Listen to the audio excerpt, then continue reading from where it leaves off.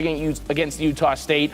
3 TDs, 186 yards, and again, only one half of action. We see a massive leap forward. He jumps up to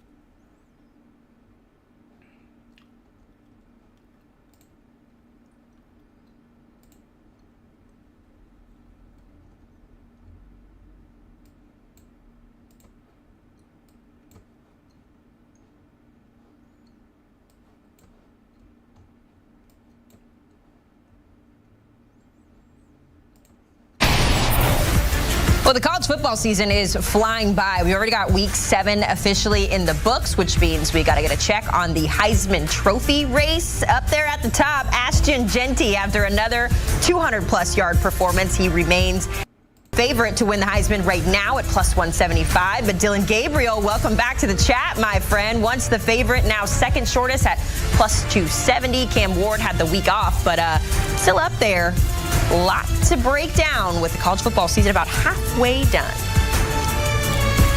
Let's bring on the host of the Cover 3 podcast, Chip Patterson, to talk Heisman Trophy risers and fallers. So, Chip, let's start with the favorite, Ashton Test. One of my favorite stories in all of college football right now. He still remains the favorite in that top spot. And then he went out over the weekend and had another 200-plus yard rushing performance against Hawaii. If he keeps up this pace, Chip, do you expect him to stay the favorite and ultimately win the award at the end of the season?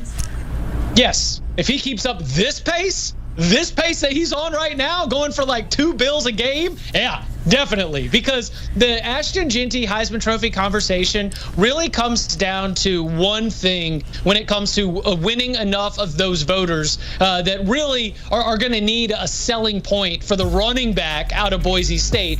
But that selling point would be breaking Barry Sanders' single-season NCAA rushing record, because there is so much respect and reverence for Barry Sanders throughout all of football. There's so much respect and reverence for that record that he has, that has stood for so long, even as the offenses have picked up, even as the pace has picked up across college football, that if Ashton Test does in fact break that record, which, running for 200 yards a game is certainly going to put him right there, then I do think that he can win this thing. There is already a body of work that I would argue would garner enough support, even with a second or third place vote on the Heisman ballot, where I think he is like 2-3 more weeks of this, he might be a lock to even make it to New York City.